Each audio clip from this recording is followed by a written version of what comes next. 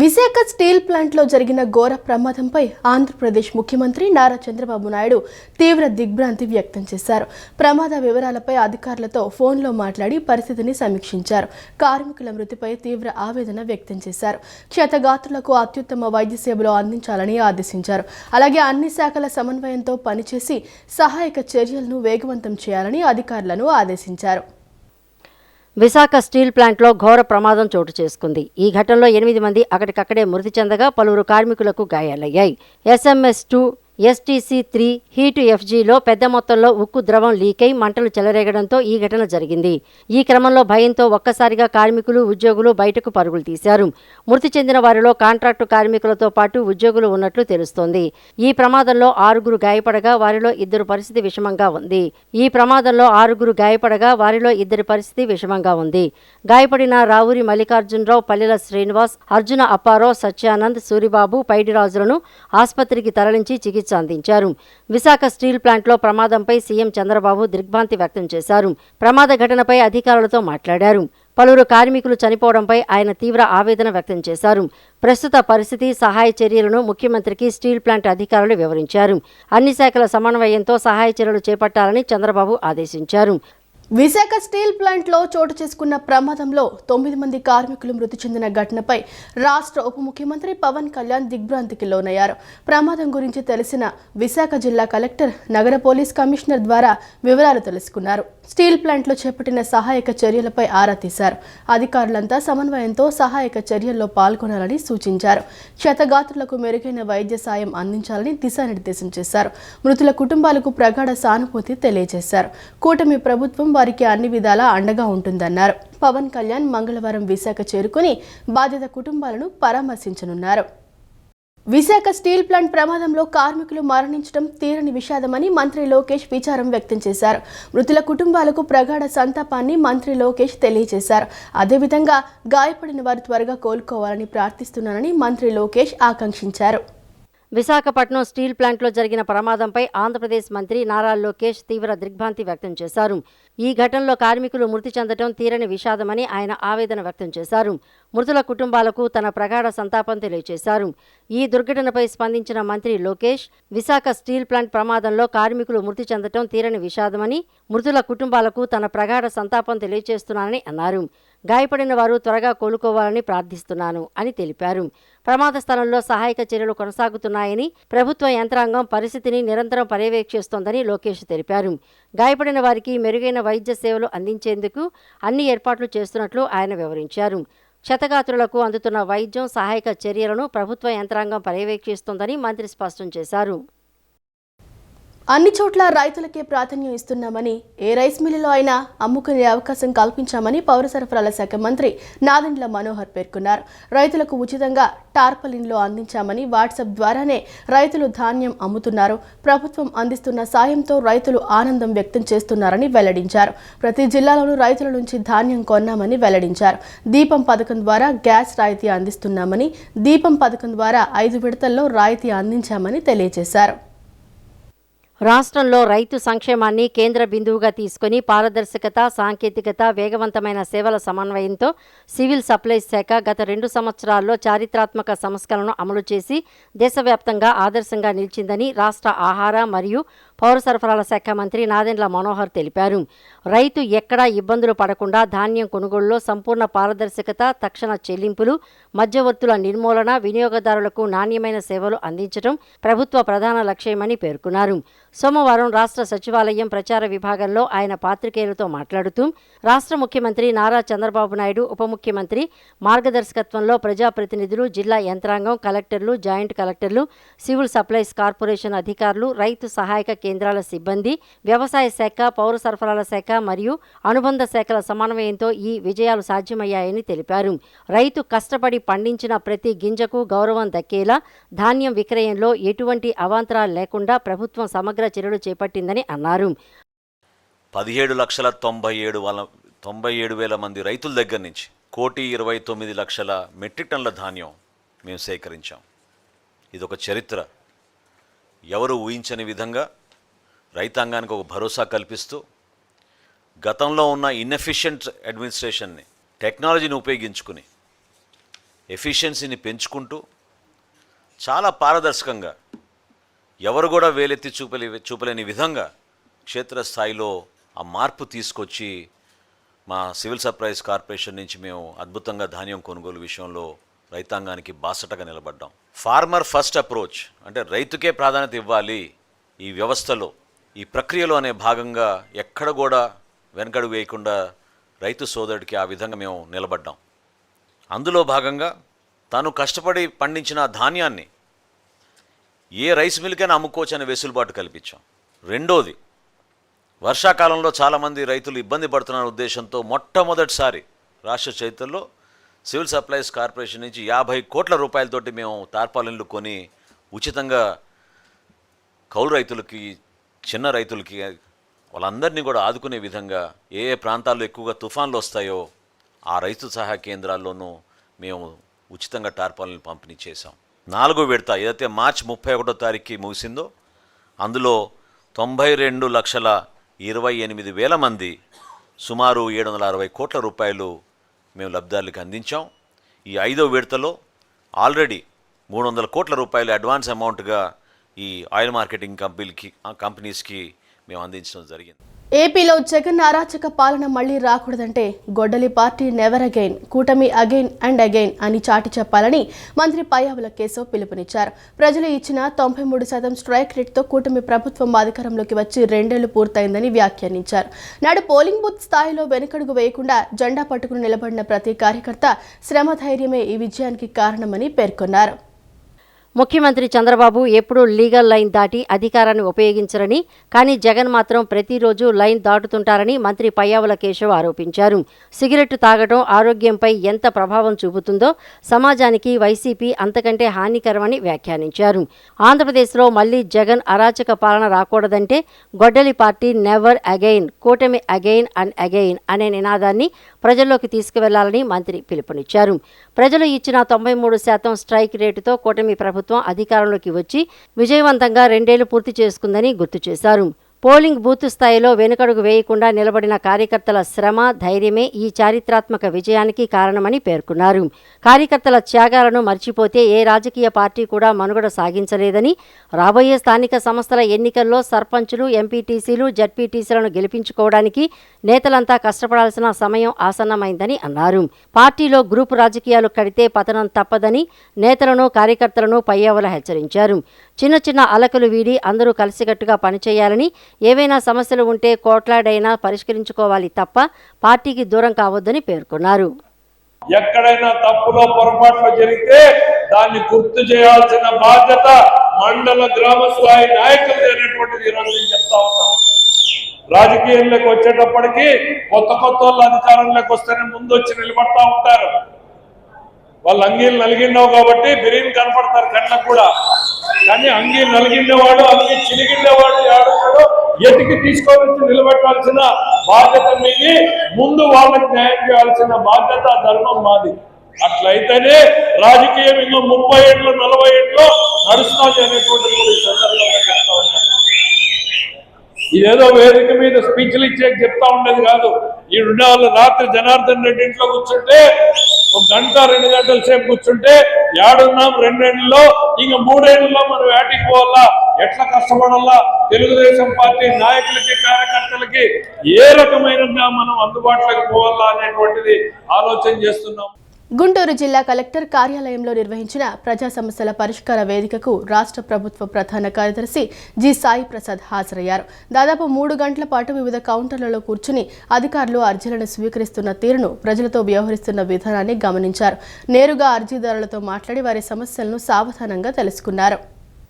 గుంటూరు జిల్లా collector కార్యాలయంలోని SR Shankaran సమావేశ మందిరంలో సోమవారం ప్రజా సమస్యల పరిష్కార వేదిక కార్యక్రమం నిర్వహించారు. ఈ కార్యక్రమానికి రాష్ట్ర ప్రభుత్వ ప్రధాన కార్యదర్శి జి సాయి ప్రసాద్ ముఖ్య అతిథిగా హాజరయ్యారు. పీజీఆర్ఎస్కు వచ్చే సమస్యల్లో ఎక్కువ భాగం రెవెన్యూ విభాగానికి చెందినవే ఉండటంతో అక్కడ ఏర్పాటు చేసిన ప్రత్యేక రెవెన్యూ క్లినిక్ను ఆయన స్వయంగా పరిశీలించారు. దాదాపు 3 గంటల పాటు వివిధ కౌంటర్లలో కూర్చొని అధికారులు అర్జీలను స్వీకరిస్తున్న తీరును, ప్రజలతో వ్యవహరిస్తున్న విధానాన్ని గమనించారు. నేరుగా అర్జీదారులతో మాట్లాడి వారి సమస్యలను సావధానంగా తెలుసుకున్న ఆయన తరచూ వచ్చే రెవెన్యూ సమస్యలపై అధికారులతో కూలంకషంగా చర్చించారు. ఈ వేదికలో జిల్లా collector CM Saikanth Varma, joint collector Ashutosh Srivastava కూడా పాల్గొని ప్రజల నుంచి అర్జీలను స్వీకరించారు. కాగా తమ సమస్యలను విన్నవించుకోవడానికి వీల్ చైర్లు, ఆటోలో వచ్చిన కొందరు దివ్యాంగులను గమనించిన కలెక్టర్ సాయికాంత్ వర్మ స్పందిస్తూ, మీరు ఎక్కడ ఉంటే మేము అక్కడికే వస్తామని వారి వద్దకు స్వయంగా వెళ్లి అర్జీలు తీసుకోవడం విశేషం. ఈ కార్యక్రమంలో డిఆర్ఓ షేక్ ఖాజావాలితో పాటు ఇతర జిల్లా అధికారులు పాల్గొన్నారు. పశ్చిమ గోదావరి జిల్లాకు చెందిన తన వీరాభిమాని సత్యనారాయణ కోరిక మేరకు ముఖ్యమంత్రి చంద్రబాబు నాయుడు ఆయన్ను బస్సులోకి పిలిపించుకుని ఆత్మీయంగా మాట్లాడారు. సత్యనారాయణ కుమారుడి వైద్యానికి అవసరమైన సహాయం చేస్తానని హామీ ఇచ్చిన సీఎం ఆయనకు ఇల్లు నిర్మించి ఇవ్వాలని కలెక్టర్ను ఆదేశించారు. గ్రామంలో డ్రైనేజీ సదుపాయం కల్పించాలని సత్యనారాయణ కోరగా అన్ని విధాలా ఆదుకుంటామని ముఖ్యమంత్రి భరోసా ఇచ్చారు. ఎప్పటి నుంచో తనను చూడాలనుకుంటున్న ఓ అభిమాని కోరికను ముఖ్యమంత్రి నారా చంద్రబాబు నాయుడు తీర్చారు. పశ్చిమ గోదావరి జిల్లా ఆజంట నియోజకవర్గం కామధేనువు లంక గ్రామానికి చెందిన సత్యనారాయణ అనే వృద్ధుడు సీఎం చంద్రబాబుకు వీరాభిమాని. తమ నియోజకవర్గానికి చంద్రబాబు వస్తున్నారని, దూరం నుంచైనా ఆయన చూడాలని మాట్లాడిన వీడియో వైరల్ అయి సీఎం చంద్రబాబు దృష్టికి వెళ్లిన విషయం తెలిసిందే. సత్యనారాయణ గారు సిద్ధాంతంలో కలుద్దాం అని సీఎం రిప్లై కూడా ఇచ్చారు. ఈ నేపథ్యంలో సోమవారం మీ భూమి మీ హక్కు కార్యక్రమంలో పాల్గొనేందుకు సిద్ధాంతం వెళ్లిన సీఎం చంద్రబాబు కార్యక్రమం అనంతరం తన బస్సులోకి సత్యనారాయణను ప్రత్యేకంగా పిలిపించుకున్నారు. కాసేపు ఆత్మీయంగా మాట్లాడి కుటుంబ వివరాలు, ఆరోగ్యం గురించి ఆరా తీశారు. తన కుమారుడు అనారోగ్యంతో బాధపడుతున్నాడని, అతనికి వైద్య సాయం అందించాలని సత్యనారాయణ ముఖ్యమంత్రిని కోరారు. తమ గ్రామానికి డ్రైనేజీ సదుపాయం కల్పించాలని ముఖ్యమంత్రికి విన్నవించారు. తన అభిమాని కుమారుడికి వైద్యం చేయిస్తానని భరోసా ఇచ్చిన సీఎం సత్యనారాయణకు ఇల్లు నిర్మించి ఇవ్వాలని కలెక్టర్ను ముఖ్యమంత్రి చంద్రబాబు ఆదేశించారు. నా బాబు త్రిపుత్రులు మీరు ఎన్టీ వారు, నారా చంద్రబాబు నాయుడు గారు, పవన్ కళ్యాణి, ముగ్గురు త్రిపుత్రులు, విష్ణుయేశ్వర బ్రహ్మమహేశ్వరులు. నేను ఏడుకుంటున్నాను. కూర్చోండి. ఏంటి విశేషాలు చెప్పండి. బాబు ఎన్నాళ్ళకే కాపాడ్డారు నా కొడుకి. ఎన్నాళ్ళ మట్టు ఆశపడుతున్నారా మన ఈ బాబుని అట్టిని. నేనేంటి ఈడే తీసి 2 కోట్ల మన పాకడికి వచ్చేస్తాడు. పాకేసుకున్నానండి. రాన్పల్లి మనకనే మగిలి ఉంటుందండి. వచ్చి పొద్దున్నే సందాలు వచ్చేస్తాడండి. నేను ఆయనతో ఏదో ఉంటానండి. కబుర్లు చెప్తా ఉంటాడా? చెప్తాడండి. చెప్తాండి ఈడేలు చేస్తాడండి. సాయం చెప్తా ఉంటాడు. సైకిల్ దొక్కుతాడు. ఎంత వయసు ఎంత? 96 అండి. 96 దాకండి. బ్రిటిష్ పరిపాలనలో 15-16 సంవత్సరాలు త్యాగం చేశాను మన వ్యవసాయం పని. ఆ పాడి గోట్లు వాళ్ళలో బ్రిటిష్ వాళ్ళు టోపీలు వాళ్ళ దగ్గర ఉన్న డ్రెస్సు 10 కేజీలు ఉంటాయి. పాడి గోట్లు. నీ ఆరోగ్యానికి కారణం ఏంటి బాబు? దేవుడు ఇచ్చిన వరం, మీరు ఇచ్చిన వరం. నేను ఏతేనే అరిగిపోద్దు ఇప్పటికి. బీబీ కానీ షుగర్ కానీ లేదు. కానీ ఇప్పుడు కోరుకుంటున్నాను. మా ఆవిడకి లేదండి. 2 పూటలు తింటారు. కూడుంటే 3 పూటలు తింటారు. ఆవిడ పేరేంటి? ఏం చేస్తుంది ఆవిడ? వయసు ఎంత? 80 సంవత్సరాలు అండి. ఆవిడకి 80, నీకు 96. క్రీడల్లో గెలుపోటములను సమానంగా స్వీకరించే స్పోర్ట్స్ మ్యాన్ స్పిరిట్ అలవర్చుకోవాలని, అదే స్పిరిట్ జీవితంలో మరిన్ని విజయాలు సాధించడానికి దోహదపడుతుందని రాష్ట్ర పౌర సరఫరాల శాఖ మంత్రి నాదెండ్ల మనోహర్ పిలుపునిచ్చారు. క్రీడల ద్వారా జీవితంలో క్రమశిక్షణ అలవడుతుందని, తాను కూడా ఒక క్రీడాకారుడిగా ఎన్నో కష్టాలను అధిగమించి ఈ స్థాయికి వచ్చానని గుర్తు చేసుకున్నారు. భవిష్యత్తులో మన దేశానికి కామన్వెల్త్ గేమ్స్, ఒలింపిక్స్ వంటి ప్రతిష్టాత్మక పోటీలు వచ్చేలా స్పోర్ట్స్ ఇన్ఫ్రాస్ట్రక్చర్పై ప్రత్యేక దృష్టి పెడతామని మంత్రి హామీ ఇచ్చారు. ముఖ్యమంత్రి నారా చంద్రబాబు నాయుడు, ఉప ముఖ్యమంత్రి పవన్ కళ్యాణ్ నాయకత్వంలోని కూటమి ప్రభుత్వం ఎల్లప్పుడూ యువతను ప్రోత్సహించేందుకు, వారికి అద్భుతమైన అవకాశాలు కల్పించేందుకు సిద్ధంగా ఉందన్నారు. పడమటలోని చెన్నుపాటి రామకోటయ్య ఇండోర్ స్టేడియంలో గుడిపాటి ఫౌండేషన్ చైర్మన్ గుడిపాటి సీతారాం ఆధ్వర్యంలో ఈ నెల 6వ తేదీ నుంచి Andhra Pradesh state open badminton championship 2026 పోటీలు జరిగాయి. ఆంధ్ర, తెలంగాణ నుంచి సుమారు 800 మంది క్రీడాకారులు ఈ పోటీలో పాల్గొన్నారు. అండర్ 11, 13, 15 విభాగాల్లో బాలురు సింగిల్స్ డబుల్స్, బాలికలు సింగిల్స్ డబుల్, మిక్స్డ్ డబుల్ మధ్య పోటీలు రసవత్తరంగా సాగాయి. 3 విభాగాలలో ప్రతిభ కనపరిచిన విజేతలకు బహుమతి ప్రదాన కార్యక్రమానికి ముఖ్య అతిథిగా విచ్చేసిన రాష్ట్ర పౌర సరఫరాల శాఖ మంత్రి నాదెండ్ల మనోహర్ 2 లక్షల రూపాయల నగదు బహుమతిని అందజేశారు. అనంతరం కె సుహాస్ అనే బాలుడికి నాదెండ్ల లలితా భాస్కర్రావు అవార్డును కూడా అందజేసి సుహాస్ను అభినందించారు. ఈ సందర్భంగా మంత్రి నాదెండ్ల మనోహర్ మాట్లాడుతూ, క్రీడాకారులకు అవసరమైన మౌలిక వసతులను కల్పించడం అంత సులువు కాదని, ఒక క్రీడాకారుడికి ప్రాక్టీస్ చేసుకోవడానికి కూడా ఒక్కోసారి అవకాశాలు దొరకని పరిస్థితులు ఉంటాయని పేర్కొన్నారు. అటువంటిది గుడిపాటి ఫౌండేషన్ ఆధ్వర్యంలో ఇక్కడ 6 అధునాతన బ్యాడ్మింటన్ కోర్టులతో కూడిన ఇన్ఫ్రాస్ట్రక్చర్ బిల్డప్ చేసి ఇంత పెద్ద ఎత్తున పోటీలు నిర్వహించడం అభినందనీయమన్నారు. రాష్ట్రంలోని ప్రతి నియోజకవర్గంలోనూ ఒక మంచి స్పోర్ట్స్ స్టేడియం ఏర్పాటు చేసి యువతకు శారీరక దృఢత్వంతో పాటు ప్రత్యేక శిక్షణా కార్యక్రమాలను అందించాల్సిన అవసరం ఉందని ఆయన అభిప్రాయపడ్డారు. వాళ్ళకి ప్రత్యేకంగా ఫిజికల్ యాక్టివిటీ ఇచ్చినంత మాత్రాన సరిపోదు, ట్రైనింగ్ ప్రోగ్రామ్స్ ఏర్పాటు చేయాలి.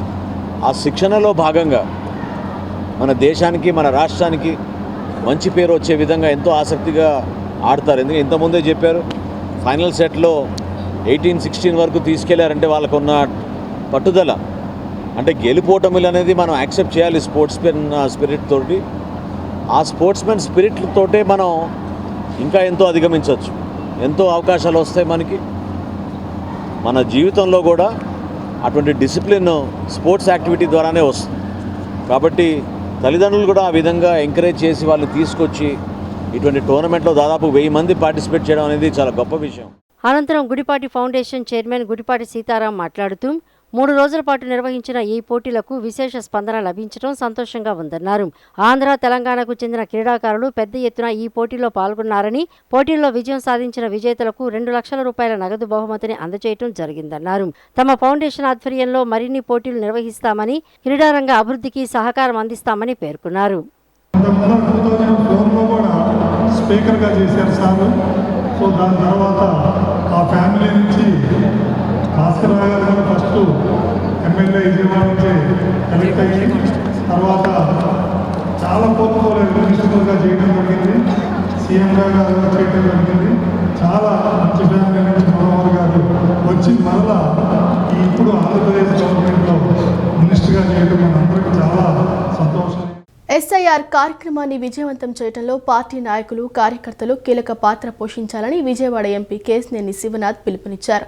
ప్రతి ఇంటిని సంప్రదించి ఓటరు జాబితాలో పేర్లు సక్రమంగా ఉన్నాయో లేదో పరిశీలించాలని, 18 సంవత్సరాలు నిండిన యువతతో పాటు కొత్తగా నివాసం ఏర్పరచుకున్న వారిని తప్పనిసరిగా ఓటరు జాబితాలో నమోదు చేయించాలని సూచించారు. ఎస్ఐఆర్ కార్యక్రమాన్ని విజయవంతం చేయడంలో పార్టీ నాయకులు, కార్యకర్తలు కీలక పాత్ర పోషించాలని విజయవాడ ఎంపీ కేశినేని శివనాథ్ పిలుపునిచ్చారు. విజయవాడ పశ్చిమ నియోజకవర్గ తెలుగుదేశం పార్టీ నాయకులతో చిట్టినగర్ నగరాల కళ్యాణ మండపంలో నిర్వహించిన విస్తృత స్థాయి సమావేశంలో ఆయన ఎస్ఐఆర్ ప్రక్రియపై సమగ్ర అవగాహన కల్పిస్తూ పలు కీలక సూచనలు చేశారు. ఈ సందర్భంగా ఎంపీ చిన్ని మాట్లాడుతూ ఓటరు జాబితా బలంగా ఉంటేనే ప్రజాస్వామ్యం బలంగా ఉంటుందని, ప్రతి అర్హత కలిగిన ఓటరును గుర్తించడం, నమోదు చేయించడం, వారి ఓటు హక్కును కాపాడడం ప్రతి టీడీపీ కార్యకర్త బాధ్యతగా భావించాలన్నారు. ప్రతి ఇంటిని సంప్రదించి ఓటరు జాబితాలో పేర్లు సక్రమంగా ఉన్నాయో లేదో పరిశీలించాలని, 18 సంవత్సరాలు నిండిన యువతతో పాటు కొత్తగా నివాసం ఏర్పరచుకున్న వారిని తప్పనిసరిగా ఓటరు జాబితాలో నమోదు చేయించాలని సూచించారు. అర్హులైన ఓటర్ల పేర్లు అనవసరంగా తొలగిపోకుండా అప్రమత్తంగా ఉండాలని, పేరు, వయసు, చిరునామా, ఫోటో వంటి వివరాల్లో పొరపాట్లు ఉంటే వెంటనే సవరణ చేయించేలా చర్యలు తీసుకోవాలని చెప్పారు. వలస వెళ్లిన వారు, మరణించిన వారి వివరాలను నిబంధనల ప్రకారం అధికారుల దృష్టికి తీసుకువెళ్లాలని, ప్రతి బూతులో ప్రత్యేక బృందాలు ఏర్పాటు చేసి ఓటరు జాబితా పరిశీలనపై నిరంతరం దృష్టి సారించాలని సూచించారు. బిఎల్ఓలు ఎన్నికల అధికారులతో సమన్వయం పెంచుకొని ప్రజలకు అవసరమైన సమాచారాన్ని అందించాలని కార్యకర్తలకు దిశానిర్దేశం చేశారు. ఎస్ఐఆర్ ప్రక్రియపై కొందరు తప్పుడు ప్రచారాలు, అపోహలు సృష్టించే ప్రయత్నం చేస్తున్నారని, వాటిని నమ్మకుండా ప్రజలకు వాస్తవాలను వివరించాలని ఆయన పేర్కొన్నారు. ఎక్కడ దొంగ ఓట్లు ఉన్నాయో వాటిని తొలగించే విధంగా మేము కార్యక్రమాలు మా వాళ్ళకందరికీ కూడా ఒక అవగాహన చేశాం. తప్పకుండా పశ్చిమ నియోజకవర్గంలో మేము గతకాలంలో కూడా చూస్తే సుపరిపాలనలో 100% పూర్తి చేసిన నియోజకవర్గం ఏదన్నా ఉందంటే ఎన్టీఆర్ జిల్లాలో అది పశ్చిమ నియోజకవర్గం. అది ఇక్కడ ఉన్న సమిష్టి నాయకత్వం వల్లే అది సాధ్యమైంది. అటువంటి సమిష్టి నాయకత్వంలో మరొకసారి ఈ సర్రు కార్యక్రమాన్ని దిగ్విజయంగా పూర్తి చేసి ఇక్కడ ఎప్పుడు రోజు కూడా ఇక్కడ ఉన్న తెలుగుదేశం నాయకులు కానీ కార్యకర్తలు కానీ రోజువారీ కార్యక్రమాలకు ఇబ్బంది లేకుండా సరి కార్యక్రమంలో పాల్గొనే విధంగా మేము ఇక్కడ కార్యక్రమం రూపొందించడం జరిగింది. దేవాదాయ శాఖ పరిధిలోని 3.54 లక్షల ఎకరాల భూముల వివరాలు డిజిటల్ రికార్డులతో భద్రంగా ఉన్నాయని, వాటిలో ఏ ఒక్క సెంటు భూమిని కూడా తొలగించడం జరగదని కమిషనర్ రామచంద్ర మోహన్ స్పష్టం చేశారు.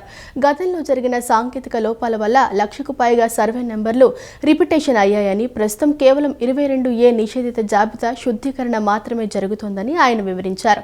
గొడుగుపేట స్థలం పూర్తిగా దేవాదాయ శాఖ ఆధీనంలోనే ఉందని, సరిహద్దులు ఏర్పాటు చేసిన ఈ స్థలాన్ని పెళ్లిళ్లు, ప్రదర్శనల వంటి తాత్కాలిక అవసరాలకు అద్దెకు తీసుకోవచ్చని తెలిపారు. రాష్ట్రంలో దేవాదాయ శాఖ పరిధిలోని దేవాలయాలకు సంబంధించిన 3,54,000 ఎకరాల భూముల పూర్తి వివరాలు, గ్రామాల వారీగా సర్వే నెంబర్లు మరియు విస్తీర్ణంతో సహా రికార్డుల్లో భద్రంగా ఉన్నాయని దేవాదాయ శాఖ కమిషనర్ రామచంద్ర మోహన్ స్పష్టం చేశారు. ఈ రికార్డులకు సంబంధించిన సాఫ్ట్ కాపీ, హార్డ్ కాపీలతో పాటు డిజిటల్ డేటా కూడా పూర్తిగా అందుబాటులో ఉందని, ఇందులో నుంచి ఏ ఒక్క సర్వే నెంబరును లేదా భూమిని తొలగించడం జరగదని హామీ ఇచ్చారు. గతంలో 2008, 2011, 2016 సంవత్సరాల్లో 3 సార్లు ఈ భూముల వివరాలను సేకరించినప్పుడు కొన్ని సాంకేతిక లోపాలు దొర్లాయని వివరించారు. ఉదాహరణకు ఒకే సర్వే నెంబర్లో దేవస్థానం భూమితో పాటు ఇతర భూములు ఉన్నప్పుడు వాటన్నింటినీ ఒకే బేస్ సర్వే నెంబర్తో నమోదు చేయటం వల్ల అయోమయం నెలకొందని, ప్రస్తుతం జరుగుతున్నదంతా 22A నిషేధిత జాబితా యొక్క ప్యూరిఫికేషన్ మాత్రమేనని స్పష్టం చేశారు. గత ఏడాది కాలంగా క్షేత్రస్థాయిలో మారుమూల ప్రాంతాల్లో ఉన్న దేవస్థానం భూముల వివరాలు కూడా సేకరించి ప్రతి నెల సమీక్షా సమావేశాలు నిర్వహించి ఈ డేటాను ఫైనలైజ్ చేశామని కమిషనర్ తెలిపారు. గతంలో ఒకే దేవస్థానానికి చెందిన భూమి వివరాలు 3 సార్లు నమోదు కావడం వల్ల దాదాపు 1,00,000కు పైగా పునరావృత్తులు వచ్చాయని, దీనివల్ల 22A జాబితాలో భూముల విస్తీర్ణం భారీగా కనిపిస్తూ అయోమయానికి గురి చేస్తోందన్నారు. ఒకసారి 11లో, ఒకసారి 16లో, ఒకసారి 3 సార్లు ఇవ్వడం జరిగింది. అదేవిధంగా సపోజ్ ఒకసారి సర్వే నెంబర్ 1 అని చెప్పి ఇచ్చేడు, బేస్ సర్వే నెంబర్తో ఇచ్చేయడం జరిగింది. తర్వాత మళ్ళీ ఏమైంది, సర్వే నెంబర్ 1లోనే సర్వే నెంబర్ 1/1 దేవస్థానం ఉంది, సర్వే నెంబర్ 1/2, 1/3 ఈ వేరే వాళ్ళే అని గుర్తించి ఇది ఇవ్వటం జరిగింది. కానీ రెండింటిలో అక్కడ ఉండిపోవటం జరిగింది. ఇదంతా ఏంటంటే కరెక్ట్గా చెప్పాలంటే ఆ లిస్టు 22A జాబితాని ప్యూరిఫికేషన్ మాత్రమే జరుగుతుందండి. దేవస్థానానికి సంబంధించిన 3,54,000 ఎకరాల్లో సవివరంగా ఉందన్నాను కదా, సర్వే నెంబర్ వైజు, విస్తీర్ణం వైజు రికార్డు. దాన్ని మేము దాదాపు 1 ఏడాది పాటు కరెక్ట్గా మళ్ళీ ఎక్కడెక్కడ ఉన్నాయి, మారుమూల ఏమైనా మిగిలిపోయి అన్నీ సేకరించి ప్రతి నెల కూడా రివ్యూ మీటింగ్ పెట్టి దాన్ని ఫైనలైజ్ చేయడం జరిగింది. ఇంకెక్కడన్నా మిగిలినయో చూడండి పెట్టి ఆ 3,54,000 ఎకరాల్లో పూర్తి సమాచారం రికార్డు పరంగా సాఫ్ట్ కాపీ, హార్డ్ కాపీ 2 ఉన్నాయి, డిజిటల్గా కూడా ఉంది. దాంట్లో ఏది కూడా తొలగించడం జరగదు. రాబోయే వర్షాకాలం దృష్ట్యా విజయవాడ నగరంలో ముందస్తుగా అన్ని రకాల ముందస్తు జాగ్రత్తలు తీసుకుంటున్నట్లు మున్సిపల్ కమిషనర్ ధ్యానచంద్ర తెలిపారు. గత ఏడాదితో పోలిస్తే తీసుకున్న చర్యల వల్ల ఈసారి భారీ వర్షాలు కురిసినా చాలా రోడ్లపై నీరు నిలవడం లేదని పేర్కొన్నారు. నగరంలో ఎల్లప్పుడూ నీరు నిలిచే కొన్ని ప్రాంతాలను పర్మనెంట్ స్టాగ్నేషన్ పాయింట్స్ గుర్తించి ఆ సమస్యల నుండి శాశ్వతంగా ఉపశమనం కలిగించామని వివరించారు. రాబోయే వర్షాకాలం దృష్ట్యా విజయవాడ నగరంలో అన్ని రకాల ముందస్తు జాగ్రత్తలు తీసుకుంటున్నట్లు మున్సిపల్ కమిషనర్ ధ్యానచంద్ర తెలిపారు. నగరంలోని బుడమేరు, శాంతినగర్ 3 ప్రధాన కాలువలు, నదీ తీర ప్రాంతాల్లో ఎక్కడెక్కడ గుర్రపుడెక్క పెరిగిపోయిందో వాటన్నింటినీ లాంగ్ ఆర్మ్ మిషన్ల ద్వారా తొలగించేందుకు చర్యలు చేపట్టామన్నారు. ముఖ్యంగా డ్రైనేజీ కాలువల ఎండ్ టు ఎండ్ డీసిల్టింగ్ పనులపై ప్రత్యేక దృష్టి పెట్టామని, గత ఏడాదితో పోలిస్తే తీసుకున్న చర్యల వల్ల ఈసారి భారీ వర్షాలు కురిసినా చాలా రోడ్లపై నీరు నిలవడం లేదని పేర్కొన్నారు. నగరంలో ఎల్లప్పుడూ నీరు నిలిచే కొన్ని ప్రాంతాలను గుర్తించి ఆ సమస్యల నుండి శాశ్వతంగా ఉపశమనం కలిగించామని వివరించారు. రాబోయే వర్షాలను తట్టుకునేందుకు మాన్సూన్ యాక్షన్ ప్లాన్ కింద దాదాపు 12 కోట్ల నిధులను మంజూరు చేశామని కమిషనర్ వెల్లడించారు. సో మనకి విజయవాడ మున్సిపల్ కార్పొరేషన్లో మనకి వచ్చే మాన్సూన్కి అన్ని రకాల చర్యలు కూడా మనం తీసుకున్నాము. ముఖ్యంగా గుర్రపుడెక్క ఎక్కడెక్కడ ఉందో, ఆ బుడమేరు ఉండొచ్చు, 3 కెనాల్లో ఉండొచ్చు, రివర్లో కూడా ఎక్కడ పెండింగ్ గుర్రపుడెక్కస్ ఉన్నాయో అన్నీ కూడా తీయడం వరకు చర్యలు తీసుకున్నాము లాంగ్ ఆర్మ్తో. అలాగే డీసిల్టింగ్, ముఖ్యంగా ఎండ్ టు ఎండ్ డీసిల్టింగ్ పైన ప్రత్యేక దృష్టి పెట్టాలి. లాస్ట్ 1 ఇయర్ నుంచి కూడా చూస్తున్నాం. ఇప్పుడు చూస్తుంటే లాస్ట్ ఇయర్కి ఈ ఇయర్కి చాలా రోడ్స్ కూడా వర్షం వచ్చినా కూడా ఇనండేట్ అవ్వట్లేదు. సో కొన్ని పాయింట్స్ మనము పర్మనెంట్ స్టాగ్నేషన్ నుంచి బయట తీయడం జరిగింది. సో అలాగనే వచ్చే వర్షానికి మాన్సూన్ యాక్షన్ ప్లాన్ కింద దాదాపుగా 12 కోట్లు శాంక్షన్ కూడా ఇస్తూ దానికి సంబంధించిన పంపింగు, అలాగే పైనుంచి ఏమైనా పులిచింతల నుంచి లేదు బుడమేరు నుంచి వాటర్ రిలీజ్ చేసినా కూడా ఈ డౌన్ స్ట్రీమ్ ఏరియాస్లో అలర్ట్ పెడుతూ ఎక్కడ కూడా ఎలాంటి నష్టం జరగకుండా ఒక టార్గెట్ మోడ్లో ముందెళ్ళడానికి వీఎంసీ అన్ని రకాల చర్యలు తీసుకుంది. అర్జీల పరిష్కారంలో ప్రజల సంతృప్తే పనితీరుకు గిట్టురాయని, సేవల నాణ్యతే సుపరిపాలనకు సరైన పరిమాణమని విషయాన్ని గుర్తించి అధికారులు ప్రజల ఫిర్యాదుల పరిష్కారంపై ప్రత్యేక దృష్టి పెట్టాలని కలెక్టర్ డాక్టర్ జి. లక్ష్మీశ ఆదేశించారు. ఫిర్యాదుల పరిష్కారం అనంతరం జిల్లా స్థాయి అధికారులు స్వయంగా ఫిర్యాదుదారులతో మాట్లాడి సమస్య పరిష్కారంపై వారి అభిప్రాయాలను తెలుసుకోవాలని పేర్కొన్నారు. ఫిర్యాదుల పరిష్కార నాణ్యతపై పూర్తి బాధ్యత సంబంధిత అధికారులదేనని స్పష్టం చేశారు. కలెక్టరేట్ శ్రీ పింగళి వెంకయ్య సమావేశ మందిరంలో ప్రజా స్నేహపూర్వక పీజీఆర్ఎస్ కార్యక్రమం జరిగింది. అంతకుముందు కలెక్టర్ లక్ష్మీశ శాఖల వారీగా అర్జీల పరిష్కారంపై సమీక్షా సమావేశం నిర్వహించారు. ఇంతవరకు ఎన్ని అర్జీలు అందాయి, ఎన్ని పరిష్కరించారు, పరిష్కార నాణ్యత తదితర అంశాలను పరిశీలించారు. ఈ సందర్భంగా కలెక్టర్ మాట్లాడుతూ ప్రతి అర్జీ సత్వర పరిష్కారానికి చర్యలు తీసుకోవాలని, ప్రజా ఫిర్యాదుల పరిష్కార వ్యవస్థను మరింత ప్రజా స్నేహపూర్వకంగా పారదర్శకంగా నిర్వహించేందుకు అన్ని శాఖల అధికారులు ప్రత్యేక దృష్టి సారించాలని సూచించారు. అర్జీల పరిష్కారంలో నిర్లక్ష్యం, బాధ్యతారాహిత్యం కనిపిస్తే సహించేది లేదని హెచ్చరించారు. అర్జీలు పునరావృతం కాకుండా చూసుకోవాలని స్పష్టం చేశారు. ఫిర్యాదులను స్వీకరించే సమయంలోనూ పరిష్కరించే ప్రక్రియలోనూ అధికారులు నిబద్ధత, సానుభూతితో వ్యవహరించాలని ఆదేశించారు. ప్రజల విశ్వాసాన్ని పెంపొందించే విధంగా సేవలు అందించడమే ప్రతి అధికారి ప్రధాన బాధ్యతగా భావించాలని కలెక్టర్ లక్ష్మీశ సూచించారు. ప్రజా స్నేహపూర్వక పీజీఆర్ఎస్లో collector Lakshmisha, joint collector S. Elakayya అధికారులతో కలిసి జిల్లాలోని వివిధ ప్రాంతాల నుంచి వచ్చిన ప్రజల నుంచి అర్జీలు స్వీకరించారు. మొత్తం 151 అర్జీలు వచ్చాయి. ప్రతి అర్జీపైన ప్రత్యేక దృష్టి పెట్టి నిర్దేశ గడువులోగా నాణ్యతతో పరిష్కరించేలా చర్యలు తీసుకోవాలని కలెక్టర్ లక్ష్మీశ ఆదేశించారు. ఆంధ్రప్రదేశ్లో మెగా డిఎస్సీ 2025 నియామక ప్రక్రియ అత్యంత పారదర్శకంగా ముగిసిందని, దీనిపై వైఎస్ఆర్ కాంగ్రెస్ పార్టీ నేతలు స్వార్థ రాజకీయాల కోసం అసత్య ప్రచారాలు చేస్తూ అభ్యర్థులను భయప్రాంతాలకు గురి చేస్తున్నారని టీడీపీ ఎమ్మెల్సీ భూమిరెడ్డి రామ్గోపాల్ రెడ్డి తీవ్ర స్థాయిలో ధ్వజమెత్తారు. మంగళగిరిలోని టీడీపీ కేంద్ర కార్యాలయంలో నిర్వహించిన మీడియా సమావేశంలో ఆయన మాట్లాడుతూ సర్టిఫికేషన్, వెరిఫికేషన్ ప్రక్రియపై ప్రతిపక్షానికి కనీస అవగాహన లేదని ఎద్దేవా చేశారు. ఈ డిఎస్సి ప్రక్రియలో ఎక్కడైనా ₹1 డబ్బులు చేతులు మారినా, అక్రమాలు జరిగినట్లు నిరూపించినా తాము దేనికైనా సిద్ధమన్నారు.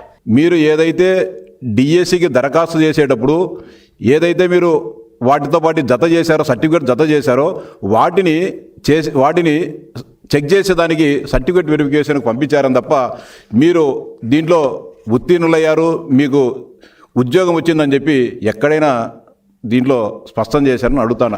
మీ సాక్షి పేపర్లో మీరు ప్రకటించారు call letter for recruitment verification కింద ఇచ్చారు. Here by requested to attend for certificate verification in person as per the schedule given below. ఇంత స్పష్టంగా దీంట్లో స్పష్టంగా చెప్తే కాల్ లెటర్ పంపించిన వాళ్ళందరికీ కూడా ఉద్యోగాలు ఇస్తారని చెప్పడం. కాల్ లెటర్ పంపించిన తర్వాత కూడా కాల్ లెటర్ సర్టిఫికేట్స్ వెరిఫికేషన్లో అనేక రంగంలో ప్రైవేట్ కళాశాలలు పకడ్బందీగా పరీక్షించి చేయడం జరిగింది. విశాఖపట్నం స్టీల్ ప్లాంట్లో జరిగిన ఘోర ప్రమాదంపై Centre of Indian Trade Unions తీవ్ర దిగ్భ్రాంతి వ్యక్తం చేసింది. నిన్న స్టీల్ ప్లాంట్లోని SMS-1 విభాగంలో జరిగిన లాడల్ బ్లాస్టింగ్ ప్రమాదంలో 8 మంది కార్మికులు, సిఐటియు రాష్ట్ర ప్రధాన కార్యదర్శి ఏవి నాగేశ్వరరావు ఆవేదన వ్యక్తం చేశారు. ప్లాంట్ యాజమాన్యం మెయింటెనెన్స్ పనుల్లో నిర్లక్ష్యం వహించడం వల్లే ఈ ప్రమాదం జరిగిందని, ఇది యాజమాన్య వైఫల్యమేనని విమర్శించారు.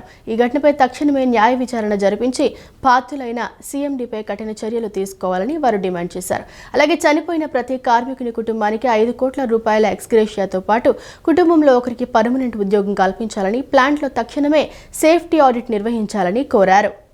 SMS-1 దగ్గర లాడెల్స్ ఈ బకెట్లో ఓర్ తీసుకెళ్ళి క్రమంలో ఈ ప్రమాదం జరిగింది. 500 డిగ్రీల టెంపరేచరు. ఈ లాడెల్స్ని మెయింటెనెన్స్ సరిగా చేయట్లేదు యాజమాన్యం. ప్లాంట్ మెయింటెనెన్స్ కూడా నిర్లక్ష్యం చేయడం వల్ల ఈ ప్రమాదం జరుగుతోంది. స్టీల్ ప్లాంట్లో తరచూ ప్రమాదాలు జరుగుతున్న పరిస్థితి కూడా ఉన్నది. ఈ ప్రమాదానికి పూర్తి బాధ్యత యాజమాన్యమే వహించాల్సి ఉంటుంది. దీని మీద న్యాయ విచారణ జరిపించాలి. అలాగే చైర్మన్ అండ్ మేనేజింగ్ డైరెక్టర్ మీద చర్యలు తీసుకోవాలని సిఐటియు ఏపీ కమిటీ డిమాండ్ చేస్తోంది. ఈ ప్రమాదంలో చనిపోయిన మృతుల కుటుంబానికి ఒక కుటుంబానికి ₹5 కోట్ల నష్టపరిహారం ఇవ్వాలి. కుటుంబంలో ఒకరికి రెగ్యులర్ ఉద్యోగం ఇవ్వాలని చెప్పి సిఐటియు ఏపీ కమిటీ డిమాండ్ చేస్తోంది. ఇటువంటి ప్రమాదాలు పునరావృతం కాకుండా సేఫ్టీ ఆడిట్ నిర్వహించాలి. ఈ ప్రమాదాలు జరగకుండా జాగ్రత్తలు తీసుకోవాలి. మెగా డిఎస్సీలో 100కు 100% అర్హులకే ఉద్యోగాలు ఇస్తే అవకతవకలంటూ వైసీపీ రాద్ధాంతం చేయడం సరికాదని తెలుగుదేశం ఎమ్మెల్సీలు కంచర్ల శ్రీకాంత్ దుయ్యబట్టారు. కూటమి ప్రభుత్వంలో ప్రభుత్వ పాఠశాలలను మెరుగుపరిచి ఉత్తమ ఫలితాలను సాధిస్తే వైసీపీ నేతలు ఓర్వలేకపోతున్నారని ఆగ్రహం వ్యక్తం చేశారు. వైసీపీ హయాంలో ఉద్యోగాలు ఇవ్వకపోగా ఇప్పుడు ఆ పనిచేస్తున్న ప్రభుత్వాన్ని విమర్శించడం సరికాదని హితవు పలికారు. టీడీపీ కేంద్ర కార్యాలయంలో నిర్వహించిన మీడియా సమావేశంలో ఎమ్మెల్సీ కంచర్ల శ్రీకాంత్ మాట్లాడుతూ డిఎస్సీ విజయంపై వైసీపీ అసత్య ప్రచారాలు చేస్తోందని ఆగ్రహం వ్యక్తం చేశారు. గత 5 ఏళ్ల వైసీపీ పాలనలో జాబ్ క్యాలెండర్ కానీ డిఎస్సీ కానీ విడుదల కాకపోవడంతో నిరుద్యోగులు తీవ్రంగా నష్టపోయారని విమర్శించారు. అయితే చంద్రబాబు నాయుడు ఇచ్చిన హామీ మేరకు అధికారంలోకి రాగానే మెగా డిఎస్సీపై తొలి సంతకం చేశారని 100కు పైగా కోర్టు కేసులు ఎదురైనా వెనక్కి తగ్గకుండా మంత్రి నారా లోకేష్ పర్యవేక్షణలో అత్యంత పారదర్శకంగా సాంకేతికత ఆధారంగా ఎంపిక ప్రక్రియను విజయవంతంగా పూర్తి చేశారని గుర్తు చేశారు. ప్రభుత్వ విద్యా వ్యవస్థను బలోపేతం చేసే దిశగా కూటమి ప్రభుత్వం అడుగులు వేస్తోందని, స్పోర్ట్స్ కోటా నియామకాల్లో వైసీపీ చేస్తున్న ఆరోపణలో ఎలాంటి నిజం లేదని శ్రీకాంత్ స్పష్టం చేశారు. ఒకవేళ అవినీతి జరిగి ఉంటే ఇప్పటికీ 39 పోస్టులు ఎందుకు ఖాళీగా ఉంటాయని ఆయన ప్రశ్నించారు. మేము అధికారంలోకి వస్తే డిఎస్సీని రద్దు చేస్తాం అంటూ వైసీపీ నేతలు చేస్తున్న వ్యాఖ్యలు 16,000 మంది నిరుద్యోగ యువత భవిష్యత్తుతో ఆడుకోవడమేనని మండిపడ్డారు. ఇచ్చిన మాటను నిలబెట్టుకుంటూ చంద్రబాబు నాయుడు గారు మొదటి సంతకం నిరుద్యోగాల కోసం మెగా డిఎస్సీ మీద సంతకం పెట్టి ఒక చరిత్రకి శ్రీకారం చుట్టారు. 16,347 పోస్టులకి నోటిఫికేషన్ ఇచ్చి దాని నిర్వహణ బాధ్యతలు నారా లోకేష్ గారికి, యువ నాయకులకి అప్పచెప్తే విద్యాశాఖ మంత్రివర్యులకి ఒక ఇబ్బంది రాకుండా ఈ డిఎస్సిని పర్ఫెక్ట్గా నడపాలి అని చెప్పని 100 పైచిలకు కేసులు వేసినా కూడా 2-3 గంటలు కూడా నిద్రపోకుండా ఆ డిఎస్సి ఏదైతే ఆ ఎగ్జిక్యూట్ చేసే టైంలో చంద్రబాబు నాయుడు గారు అయితేనేమి, నారా లోకేష్ గారు అయితే అధికారులతోటి కంటిన్యూస్గా చర్చలు జరిపి ఎక్కడ ఏ ఇబ్బందులు రాకుండా డిఎస్సిని అద్భుతంగా నిర్వహించటం. వ్యవసాయం అంటే కేవలం పంటలు పండించడమే కాదు, దానికి అనుబంధ రంగాలను జోడిస్తే అద్భుతాలు సృష్టించవచ్చని నిరూపిస్తున్నాడు ఈ రైతు. సాఫ్ట్వేర్ ఉద్యోగాన్ని మించిన సంపాదనతో తోటి యువతకు ఆదర్శంగా నిలుస్తున్నాడు. కృష్ణా జిల్లా గన్నవరం మండలం కొండపావులూరు గ్రామానికి చెందిన రైతు మసిముక్కు శ్రీనివాసరావు విజయగాథపై సిటీ కేబుల్ ప్రత్యేక కథనం. కృష్ణా జిల్లా గన్నవరం మండలం కొండపావులూరు గ్రామానికి చెందిన రైతు మసిముక్కు శ్రీనివాసరావు సంప్రదాయ వ్యవసాయానికి సరికొత్త ఆలోచనలు జోడించారు. తనకున్న పొలంలో పలు రకాల పంటలు పండిస్తూనే అనుబంధంగా గొర్రెల పెంపకాన్ని ప్రారంభించి ఐడంపింగ్ లాభాలు గడిస్తున్నారు. పూర్తి ఆధునిక పద్ధతుల్లో షెడ్యూల్ నిర్మించి మార్కెట్లో మంచి డిమాండ్ ఉన్న నెల్లూరు బ్రీడ్ గొర్రెలను ఆయన పెంచుతున్నారు. ప్రస్తుత కాలంలో వాతావరణ మార్పుల కారణంగా వ్యవసాయంలో ఆశించిన స్థాయిలో దిగుబడులు రావడం లేదు, పెట్టుబడులు కూడా దక్కని పరిస్థితి. ఇలాంటి తరుణంలో అధైర్యపడకుండా శ్రీనివాసరావు ప్రత్యామ్నాయ మార్గాన్ని ఎంచుకున్నారు. తన పొలంలోనే గొర్రెల ఫామ్ ఏర్పాటు చేసి ఒక సాఫ్ట్వేర్ ఉద్యోగి కంటే మెరుగైన నెలసరి ఆదాయాన్ని ఆర్జిస్తున్నారు. నాణ్యమైన బ్రీడ్ కావడంతో చుట్టుపక్కల ప్రాంతాల వారే నేరుగా వచ్చి తన వద్ద గొర్రెలను కొనుగోలు చేస్తున్నారని ఆయన సంతోషం వ్యక్తం చేస్తున్నారు. చదువుకున్న ప్రతి యువకుడు కేవలం ఉద్యోగాల వెంటే పడకుండా స్వయం ఉపాధి వైపు అడుగులు వేయాలని శ్రీనివాసరావు పిలుపునిస్తున్నారు. ఇలాంటి అనుబంధ రంగాల్లో రాణిస్తే ఆర్థికంగా స్థిరపడటమే కాకుండా దేశ ఆర్థిక వ్యవస్థ బలోపేతానికి తోడ్పడవచ్చని ఆయన అభిప్రాయపడుతున్నారు. నష్టాల వ్యవసాయంలో లాభాల బాట పడుతూ తోటి రైతులకు, నేటి యువతకు మార్గదర్శకంగా నిలుస్తున్న శ్రీనివాసరావు ప్రయత్నం నిజంగా అభినందనీయం. అయితే నిరుద్యోగాలు కొంతమంది అడుగుతున్నారు, కానీ వాళ్ళు కష్టపడే ఉద్దేశం ఉంటే మాత్రం ఈ ఫీల్డ్లోకి రావచ్చు, ఇబ్బంది లేదు. కష్టపడాలి, వర్కర్లను పెడతాము, వాళ్ళు ఎంతవరకు గ్యారెంటీ. ఏదో మా తాత చచ్చిపోయాను ఒక వారం రోజులు వెళ్ళాము అనుకోండి, ఆ వారం మనం నిలబడి చేసుకుని వాటిని జాగ్రత్త చూసుకునే ఓపిక ఉంటే వస్తే మాత్రం సాఫ్ట్వేర్లు కూడా పనికిరారు. మీరు అన్ని కొన్ని టీవీల్లో అట్లా చూస్తున్నారు, సాఫ్ట్వేర్లు వచ్చేసి ఇప్పుడు ఈ ఫామ్లు పెడుతున్నారు, పందుల ఫామ్ పెడుతున్నారు, గొర్రెల ఫామ్ పెడుతున్నారు. అదంతా వాస్తవమే. అది కష్టపడే ఉద్దేశం ఉండాలి. ఇక 24 గంటలు కూడా కష్టపడేటట్టు ఉంటేనే మనం దీంట్లో దిగాలి. దీంట్లో దిగితే మాత్రం చాలా బాగుంటుంది. ఏది సింపుల్గా ఒక 10 లక్షలు పెట్టుకుంటే నెలకు 60-70 వేలు ఊరిని అన్ని బాగా తీసుకోవచ్చు మనం. ఇంకా అంతకంటే ఏం కావాలి. లేదు మేము కొద్దిగా లాంగ్ స్టైల్లో చేయగలం అంటే కనుక ఎన్ఎల్ఎం సెంట్రల్ గవర్నమెంట్ స్కీమ్ ఉంది, ఆ స్కీమ్కి ద్వారా వెళ్తే 10 లక్షలు మన ఏదో 10 లక్షలు సబ్సిడీ ఇస్తారు. 50 లక్షలైనా వాళ్ళు 50 లక్షలు సబ్సిడీ ఇస్తారు. ఈ షెడ్ పెట్టాలంటే నేను ప్రస్తుతానికి వ్యవసాయంలో అంత ఏం కనపడతలేదు. దాని మీద ఏంటంటే ఇప్పుడు ఈ ధాన్యం పోనీ అతను తుఫాన్ వస్తుంది, ఏ టైంకి చేతికి వస్తాయో లేదో తెలియదు. పంట మార్కెట్ రేట్లు, ఎరువుల రేట్లు, కూలి రేట్లు అన్ని పెరిగిపోయినాయి. దుక్కు తినాలంటే ఆయిల్ రేట్లు పెరిగిపోయినాయి, వాళ్ళు దుక్కు రేట్లు పెంచేశారు. ఎరువుల రేట్లు విపరీతంగా పెరిగిపోయినాయి. యూరియా కట్ట దొరకట్లేదు ఇప్పుడు కావాలన్నా. అలా పరిస్థితుల్లో మనం ఇక దాని మీద అనవసరంలో నిదానంగా దీంట్లోకి వచ్చి దీన్ని చూసుకుందామని చెప్పేసి నేను వచ్చాను. వెంటిలేటర్ చికిత్స కూడా పనిచేయని పరిస్థితుల్లో ఈసీఎంఓ అనేది అందుబాటులో ఉన్న అత్యాధునిక లైఫ్ సపోర్ట్ విధానాల్లో ఒకటని తాడేపల్లిలోని మణిపాల్ ఆసుపత్రి consultant interventional pulmonology doctor Lokesh Gutta తెలిపారు. సరైన సమయంలో జోక్యం చేసుకోవడం, అత్యాధునిక సాంకేతికత, పలు విభాగాల వైద్యుల సమన్వయం ఉంటే ఎంత క్లిష్టమైన పరిస్థితుల్లోనైనా ప్రాణాలను కాపాడవచ్చని అన్నారు. గుమ్మ వెంకట్రావు అనే వ్యక్తికి ఎక్మో ద్వారా ప్రాణాలు కాపాడి సాధారణ స్థితికి తెచ్చామన్నారు. ఇలాంటి అత్యవసర సేవలు ప్రాంతీయంగానే అందుబాటులో ఉండటం ఎంత ముఖ్యమో ఈ రోగి కోలుకోవడం ద్వారా స్పష్టమైంది అని తెలిపారు. తాడేపల్లిలోని మణిపాల్ ఆసుపత్రిలో నిన్న విలేకరుల సమావేశం నిర్వహించారు. అత్యంత విషమ స్థితిలో ఆసుపత్రికి వచ్చిన వ్యక్తికి ఎక్మో ద్వారా ప్రాణాలను ఎలా కాపాడింది వివరించేందుకు నిర్వహించిన సమావేశంలో తీవ్రమైన శ్వాసకోశ వైఫల్యం వచ్చినప్పుడు వెంటిలేటర్ చికిత్స కూడా సరిపోని పరిస్థితుల్లో ఎక్మో ఎలా ప్రాణాలను కాపాడగలదో ఈ సమావేశంలో వివరించారు. ఈ కార్యక్రమంలో consultant interventional pulmonology doctor Lokesh Gutta, consultant pulmonology doctor G Uday Kiran, consultant ICU doctor V Dinesh Kumar Gontla, consultant critical care and intensive care medicine doctor T Srinivas, department of CTVS డాక్టర్లు దిలీప్ రెడ్డి, వరుణ్ పమిడి పాల్గొన్నారు. ఈ సందర్భంగా వారు మాట్లాడుతూ గుమ్మ వెంకట్రావు అత్యంత విషమ స్థితిలో ఆసుపత్రిలో చేరగా ఆక్సిజన్ స్థాయి కేవలం 60% పడిపోయిందన్నారు. పరీక్షల్లో ఆయనకు తీవ్రమైన ఏఆర్డీఎస్ ఉన్నట్లు తేలిందని, ventilator support, prone positioning, antibiotics, ఇతర అన్ని రకాల అత్యవసర చికిత్సలు అందించినప్పటికీ పరిస్థితి మరింత దిగజారిందన్నారు. సాధారణ చికిత్సలు ఫలితం ఇవ్వకపోవడంతో వైద్యులు ఎక్మో సపోర్ట్ను ప్రారంభించారని చెప్పారు. ఈ వ్యవస్థ తాత్కాలికంగా ఊపిరితిత్తుల పనిని నిర్వహిస్తూ అవి కోలుకునే సమయాన్ని కల్పించిందని తెలిపారు. రోగి 27 రోజుల పాటు ఐసీయూలో చికిత్స పొందారని, చికిత్స కొనసాగుతున్న సమయంలో పేషెంటు శ్వాసనాళాల్లో భారీగా రక్తస్రావం కూడా జరిగిందని, దీంతో వెంటనే రిజర్డ్ బ్రోంకోస్కోపీ నిర్వహించి శ్వాసనాళాలని అడ్డుకున్న పెద్ద రక్తపు గడ్డలను తొలగించామన్నారు. అనంతరం 2 వారాల పాటు ఎక్మో సపోర్టు, నిరంతర పర్యవేక్షణ, రెస్పిరేటరీ రిహాబిలిటేషన్, ఫిజియోథెరపీ మరియు వివిధ విభాగాల వైద్యుల సమన్వయంతో సమగ్ర చికిత్స అందించారన్నారు. వచ్చినప్పుడు అంతకుముందు బాగా తిరిగే వ్యక్తి సడన్గా జ్వరం వచ్చి, దగ్గు వచ్చి, తర్వాత ఆయాసం వచ్చి సడన్గా లంగ్స్ ఫెయిల్ అయిపోయి వెంటిలేటర్ మీకు వెళ్ళిపోతారు. సో అంతకుముందు బాగానే తిరిగేవాడు కదా, మరి వాళ్ళని వదిలేయాలా, మనం కాపాడాలా, సాధ్యమైనంత వరకు బతికించడానికి ట్రై చేయాలి. అందులో భాగంగానే ఫస్ట్ వెంటిలేటర్ పెడతాం. వెంటిలేటర్ పెట్టిన తర్వాత కొంతమంది చాలామంది యాక్చువల్ రికవర్ అవుతారు. అట్లీస్ట్ 70 to 80% మనం వెంటిలేటర్ పెట్టిన వ్యక్తులు మనం బయటకు తీసుకురాగలుగుతున్నాం ఈరోజు. సో కానీ కొంతమంది ఒక 10-20% బాగా లంగ్స్ డ్యామేజ్ అయిపోయిన తర్వాత వెంటిలేటర్ కూడా సరిపోనప్పుడు నెక్స్ట్ ఏం చేయాలి, వదిలేస్తే చనిపోతాడు ఆ వ్యక్తి. అదే మనకి 100 మందికి ఈ వెంటిలేటర్ ఫెయిల్ అయ్యి కూడా తర్వాత మనం ఎక్మో గన్ మిషన్ పెడితే ఇట్లాంటి పేషెంట్స్కి అందులో 30 నుండి 40 మంది మనం సేవ్ చేయగలం. బోర్లో పడుకోబెడతామండి ఆక్సిజన్ లెవెల్స్ మెయింటైన్ అవ్వని వాళ్ళకి. ఇవన్నీ మెయింటైన్ అవ్వని వాళ్ళకి మనం ఈ ఎక్మో అనేది ఆఫర్ చేయడం అనేది జరుగుతుందన్నమాట.